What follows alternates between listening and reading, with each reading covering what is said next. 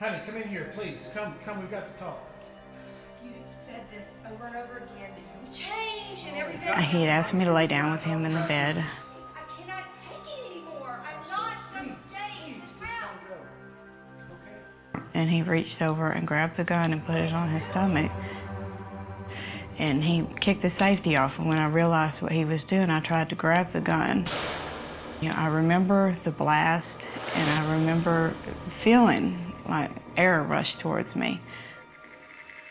911, what is your emergency? My husband, he just shot himself. Ma'am, please calm down. Please calm The down. bullet went in me right here and come out between my eyes, breaking every bone in my face, blowing my nose off, all my front teeth out. David Parnell never expected to live after he shot himself with his assault rifle. Drugs had destroyed his marriage and his life. And I thought, man, that's it, I'm gonna blow my head off. This dope has robbed me of everything. David grew up with his mother and grandparents in Tennessee. One summer, while visiting his father in Mississippi, he learned a lesson he would never forget. He was just 13. Dad was smoking marijuana pretty regular. He played music in a honky-tonk bar. He taught me how to smoke it and educated me on how to hold the smoke in my lungs for it to be effective and make you high. And that was really a turning point in my life, I believe. As he grew older, he began using cocaine and speed. Then he discovered methamphetamine. From the first time I tried it, I knew that was going to be my drug of choice. After one failed marriage, he married Amy. As their family grew, she tried to get him to give up the drugs, but things just got worse. As his meth use increased, so did the side effects. First, there were the hallucinations. We normally start out seeing what we call shadow people. And it's just shadows that you see moving around or at the corner of your eye when there really is nothing there. Then there was the paranoia. As the addiction gets worse and worse, you become so paranoid. You think that you're seeing stuff. You think everybody's out to get you. You're hearing noises and voices. And I was paranoid of my own wife and my children, my mother. David nearly shot his mail carrier, thinking he was an undercover policeman.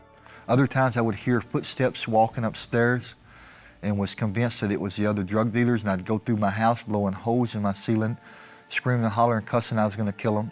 One day, a voice told him to take his life. He said, "You really think Jesus is going to forgive you for the things you've done, the people that you've hurt?" And I remember like it was yesterday, saying out loud, I said, "No, I don't think he will." He said, "You know your wife and kids would be better off if you was dead." He grabbed a rope, went to the barn behind his house, and tried to hang himself. But the weight of his body swinging caused the rope to break. His sister found him and revived him. The experience scared David straight for a few months, but it wasn't long before he was back to using meth. One evening, Amy had had enough. David came home high. Amy told him she was leaving and taking the kids with her. David put the gun under his chin and fired. The wounds were so severe that he coded several times in the ambulance on the way to Vanderbilt University Medical Center. During that time, he caught a glimpse of hell. It sounded like a million people screaming in agony. And I looked up and I realized how dark it was. And I've never been afraid of hardly nothing on this earth, but that scared me so bad that I felt like I was going to explode from the inside with a bomb. David cried out to God. When he did, he saw an image of Jesus. I was looking at him, I felt like a little kid. I was just terrified and shaking, it felt like. And all of a sudden, he smiled. All the fear left me. I knew I wasn't in the same place I had been. While at Vanderbilt, he drifted in and out of consciousness for several days. He would write things down on a tablet that we gave him, and he would write things like, "Jesus loves you all, and I'm so sorry, and I was bad, but now I'll be good, and I want to help other people." David spent several weeks in the hospital. During his recovery, he asked God to forgive him for the pain he caused his loved ones, and he invited Jesus into his heart. Since then, God has restored David and Amy's marriage. That was a life-changing moment. He has never been the same since. I don't even know if you would describe what we had before as a marriage, but now it's a marriage, it's a family, it's two people working together to serve the Lord and raise a family to serve the Lord. David believes God spared him so he could warn others about the dangers of meth. Today, he speaks to young people at schools and churches across the country. I mean, this drug brings out the evil in the person, in the world, I believe. for a lot of kids, they think, well, hey, if this guy hadn't have shot himself, he would still be on drugs. When the truth is, if I hadn't accepted Jesus into my heart, I would still be on drugs. It didn't matter about the shooting myself. I could have shot myself, went home as soon as I felt better. I'd have been right back to using. I know that.